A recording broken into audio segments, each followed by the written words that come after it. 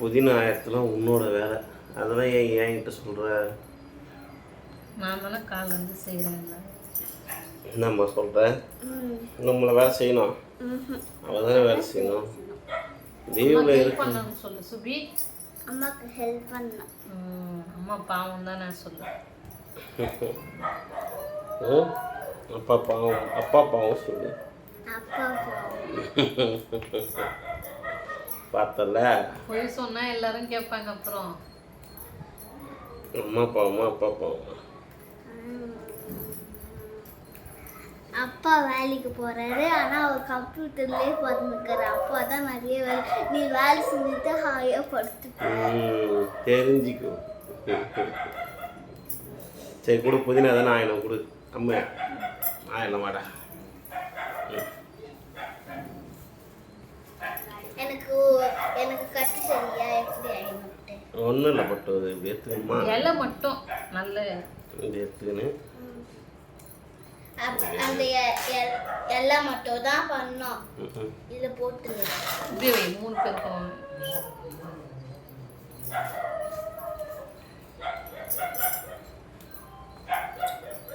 ரெண்டு பேர் அஞ்சா டக்குன்னு ஆயிடும். நான் மட்டும் அஞ்சா லேட் ஆகுது.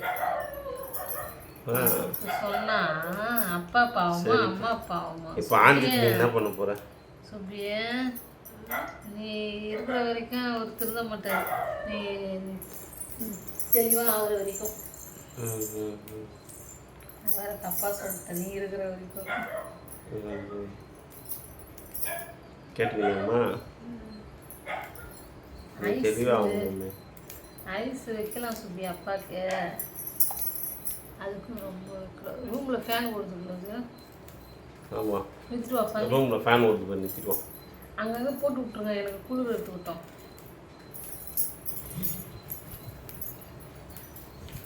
யார் நிறையா ஆகிறாங்கன்னு பார்ப்போமா? ஏய், எனக்குலாம் ஆய தெரியாதுண்ணா. எனக்கும் ஆய தெரியாது. மட்டும்தான் உரிப்பேன். அப்போ நான் அணிஞ்சிக்கிறேன். நீங்கள் 2 பேரும் வெளியே துணி இருக்குது பாரு, ஊற வச்சு தூச்சி அலசி நாங்கள் இந்த வேலையை பண்ணிடுவோம். அதை எது செஞ்சு பார்த்ததாம்மா தெரியும் கஷ்டம் என்னன்னு. வேலைக்கே போயிட்டு வந்துடலாம். ஆமாம்மா, நான் வாஷிங் மிஷின் வாங்கி தரேன்னா நீ கேட்க மாட்டேன். ஆமாம், கையால் தான் தொய் பண்ணுறேன். ஒரு நாளைக்கு வாஷிங் மிஷின் இருக்கிறவங்க வீட்டில் போய் ஒரு 4 சட்டை 4 ஃபேண்ட்டை போட்டு நான் ஏய், நான் அழுக்காடி பண்ணு வரேன். நான் அழுக்கு பண்ணுறதுக்கு இல்லைப்பா, சுருக்கமாக ஆயிடுது துணிங்க. அழுக்கு ஆகிடும். நான் சொல்கிறேன், நான் வாரத்தில் நீ வெள்ளை சட்டை சுருக்கமானா நான் அயன் பண்ணிக்க போகிறேன். நீ அயன் பண்ணி பார்ப்ப. எங்கள் துணியெல்லாம் உங்கள் துணியை அயன் பண்ணி தரேன். இப்போ நம்ம வாஷிங் மிஷின் வாங்கிட்டோம்னா பிரச்சனையே இருக்காதுல்ல. காய்ஸ் இங்க பாருங்க, இந்த வெளி உருகிறதுல சண்டை தான் எங்க அம்மாக்கும் எங்க அப்பாவுக்கும் வரும். கேட்டுக்கிறியா? நான் இப்போ சண்டையே போடல சுபி, பேசிட்டு தானே இருக்கேன். பசிதுன்னு சொன்னார். காலையிலே வெங்காயம் தக்காளி கட் பண்ணி கொடுத்துருந்தாருன்னா நானே ஒரு ஆள் கறி கழுவிக்கின்னு வெங்காயம் தக்காளி அரிஞ்சிக்கின்னு ஒரு நான் போய் வாங்கிட்டு வந்து கொடுக்கணும்னா அதெல்லாம் நீ செஞ்சிருப்பியா? அது கூட செய்யாது, ஆர்டர் பண்ணியா? ஓகே, எனக்கு எந்த பிரச்சனையும் இல்லை. எல்லா தழையும் பிடிக்குவா இல்லை கொஞ்சம் இதுவாக இருக்கிறது போட்டுருவா? இப்படி தெரிஞ்சுதானா புதினாவே வாங்கிட்டு வந்துருக்க மாட்டேன். புதினா இருக்குது, கருவேப்பிலை கொத்தமல்லி மட்டும் தான் வாங்கிட்டு வர சொன்னேன். நீ எதுவுமே அப்பனா எனக்கு பானி செஞ்சுட்டாமா. பானி அதான் பாக்கி அதான் இது இருக்குல்லம்மா. பானி செஞ்சுக்கலாம் போச்சு. நாளைக்கு செஞ்சேன். இப்போதான் எனக்கு நேத்தான பானி சாப்பிட்டேன். அது பானி பூரி. நான் பானி கேட்டேன். பானி தண்ணி ஊற்றி சாப்பிடல, அந்த பானி கேட்டேன். இன்னைக்கு சாப்பிட்டுக்கிறோம்ல, நாளைக்கு செஞ்சேன். அம்மா தொடர்ந்து வேலையை ஓகே. அதான் எனக்கு டக்கு பசி எடுத்துக்குது. பார்த்துறீங்களா ஃப்ரெண்ட்ஸ், வீட்டில் சும்மா இருந்தால் இந்த வேலையெல்லாம் செய்யணும். இல்லைன்னா என்ன நடக்கும் தெரியுமா? அப்படியே பாருங்கண்ணா, என்ன நடக்கும் பார்த்தீங்களா? கேட்குற கேள்வி எப்படி இருக்குன்னு. இதுதான் நடக்கும் ஃப்ரெண்ட்ஸ். வீடியோக்காக தான் ஃப்ரெண்ட்ஸ் புதினா செய்ய மாட்டாரு. நம்பாதீங்க அவரை. சரி, அப்போனா நான் எடுத்து வச்சுட்டுமா? பார்த்துக்குங்களா? என்னெல்லாம் சொல்கிறா, நாங்கள் 2 பேரும் ஒன்றா ஆயிடும். என்னெல்லாம் பண்ணுறான்னு. நாங்கள் வந்து இப்போ புதுசாக நைட்டி பிஸ்னஸ் பண்ணலான்னு இருக்கோம். ஏற்கனவே நான் பண்ணிகிட்டு இருந்தது தான். 2 வருஷத்துக்கு முன்னாடி 2 வருஷம் இல்லை 4 வருஷம் ஆயிடுச்சு. 4 வருஷத்துக்கு முன்னாடி பண்ணிகிட்டு இருந்தது தான். அதுக்கப்புறம் இப்போது வேலை கிடச்சி வேலைக்கு போயிட்டுருக்கேன். நான் இருந்தாலுமே அந்த வருமானம் பத்தலை, சுத்தமாக பத்தலை. வீட்டு வாடகை இது பத்தாததுக்கு இப்போ என் ஒய்ஃப் வந்து கன்சீவாக இருக்காங்க. 7 வருஷம் கழித்து 2வது கன்சீவாக இருக்கா. அது ரொம்ப சந்தோஷமான விஷயம் எனக்கு. நேற்று தான் ஸ்கேன் எடுக்க போயிட்டு வந்தோம். லைவில் கூட சொல்லியிருக்கோம் பாருங்கள், ஹாஸ்பிட்டல் போயிட்டு வந்துட்டு ஸ்கேன் எடுத்து 3 மாதம் ஸ்டார்ட் ஆகிருக்கு. 3 மாதம் எண்டு தானே 3 மாதம் எண்டு, 4வது மாதம் தொடங்குது.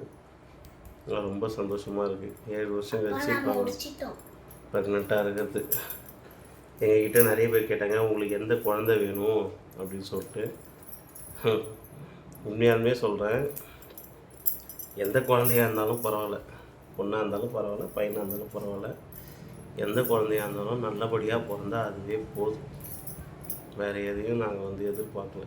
ஏன்னா 2வது ஒரு குழந்தை இல்லைன்ற அந்த ஒரு ஏக்கம் இருக்குது பாருங்கள், அது ரொம்ப ரொம்ப கொடுமையானது. நிறைய டைம் பேசிப்போம், நம்மளுக்கு ஒரு பாப்பா இருக்கா, நம்மளாலே 2வது ஒரு குழந்தை இல்லைன்னு ரொம்ப கஷ்டப்படுறோம். ஆனால் எவ்வளோ பேர் ஃபஸ்ட்டு ஒரு குழந்தையே இல்லாத எவ்வளோ பேர் கஷ்டப்படுறாங்க அப்படின்னு சொல்லிட்டு ரொம்ப ரொம்ப அதை நாங்கள் பேசியிருக்கோம்.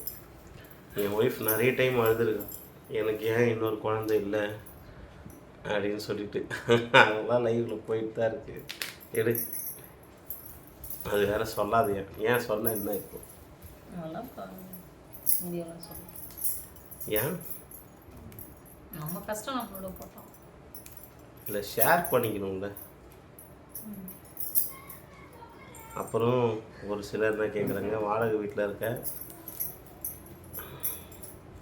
அப்படின்ற மாதிரிலாம் பேசுகிறாங்க. நான் வளர்க்க போகிறேன், நான் கஷ்டப்பட போகிறேன். இதில் மற்றவங்களுக்கு என்ன பிரச்சனைன்னு எனக்கு தெரியலங்க.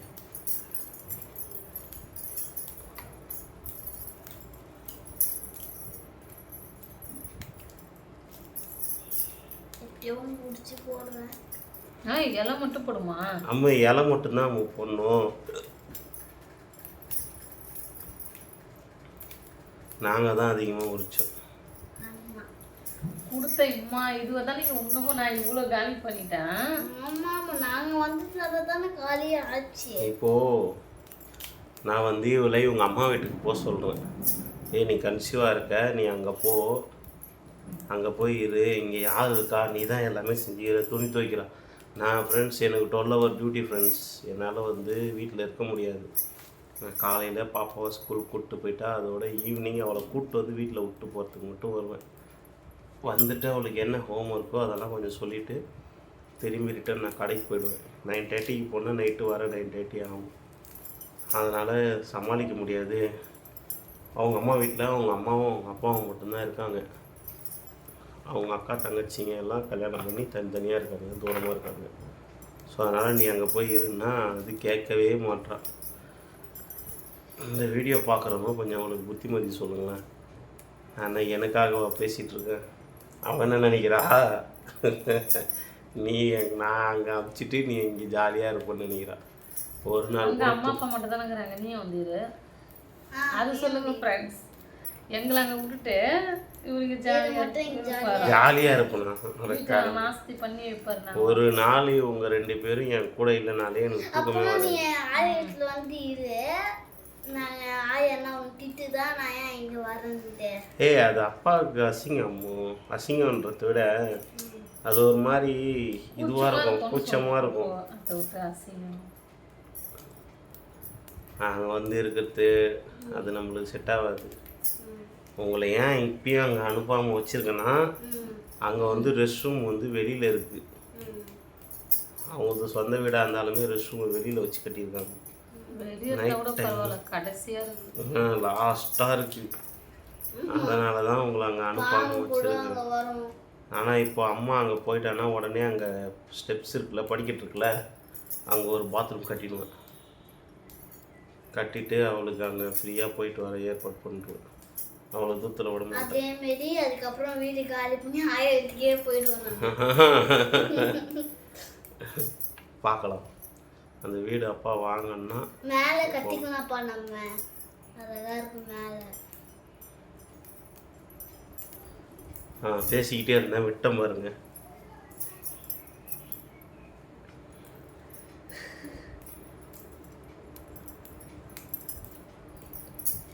துணி வியாபாரம், நைட்டி பிஸ்னஸ் ஸ்டார்ட் பண்ண போகிறேன்.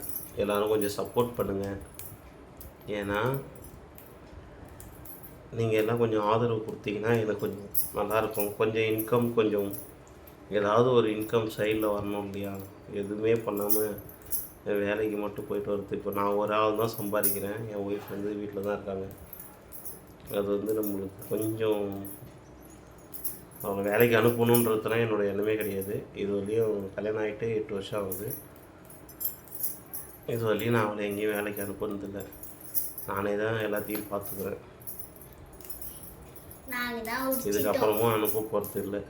அதுக்கு தான் இந்த நைட்டி பிஸ்னஸ் ஸ்டார்ட் பண்ணி அவள் சேல்ஸ் பண்ணுறாளா, இல்லை நீங்கள் யாருன்னா ஆர்டர் கொடுத்தீங்கன்னா கூட home delivery, cash on delivery பண்ணலாம் அப்படின்னு சொல்லிட்டு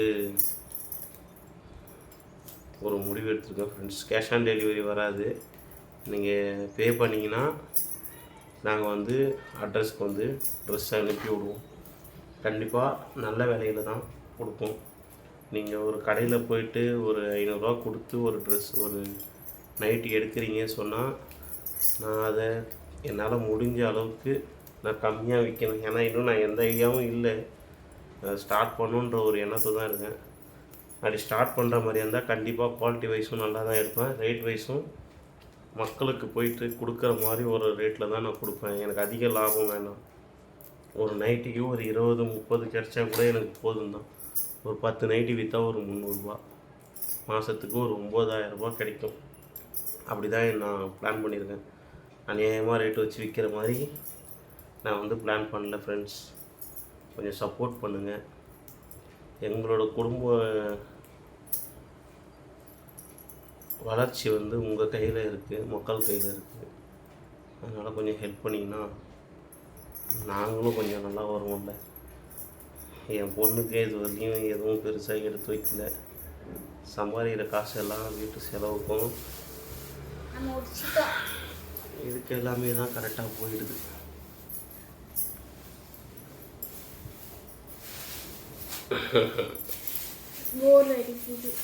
சரி, வெளியில் போகலாம். அப்பா வெளியில் கூப்பிட்டு போகிறேன். ஓகேவா? இது கொஞ்சம் நேரம் காயட்டும். சரிங்க ஃப்ரெண்ட்ஸ், எங்களுக்கு வேலை இருக்குது. இன்னும் கொஞ்சம் வேலைங்கள்லாம் பார்க்க வேண்டியது இருக்குது. துணி துவைக்கணும்னு சொல்லிட்டா எப்படின்னா துணி துவைக்க போகிறதில்ல, அதுக்குள்ளே என்ன ஓடி போயிடுவேன். நானும் அம்மா ஹெல்ப் பண்ணாத அப்பா கூட போயிடுவேன். இந்த பக்கம் நாங்கள் இருக்கோமா, எங்களுக்கு ஆப்போசிட் பக்கம் அவங்க இருக்கா. நீங்கள் சேனலை கொஞ்சம் சப்ஸ்கிரைப் பண்ணுங்கள். அப்பா. So thank you friends. பை.